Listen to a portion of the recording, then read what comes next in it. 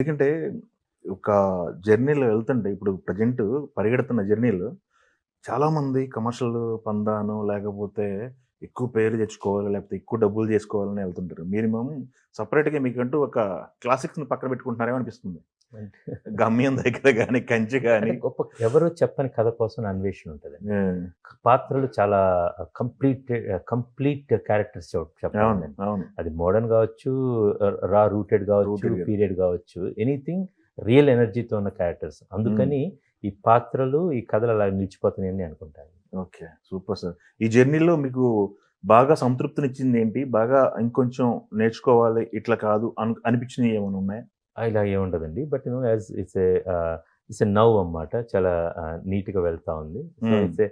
And ప్రతిదీ గూడా ఒక 2 సంవత్సరాలు ఒక సినిమా తీసామంటే అందులో జీవిస్తామండి యాక్చువల్‌గా. అవును. ఆ వాస్తవం. మైండ్‌లో అదంతా ఉంటది. ప్రతిసారి నా జర్నీ చాలా అద్భుతంగా ఉందండి. హ్మ్. హ్మ్. హ్మ్. అది ఒడిదుడుకులు ప్రతి దర్శకుడి ఉంటాయి. ఉంటాయి. దగ్గర ఉంటాయి దర్శకుడే బేసికల్‌గా. కాదు ప్రతి మనిషిలో ప్రతి ఉంటాయి. మనిషిలో ఉంటాయి. యెస్.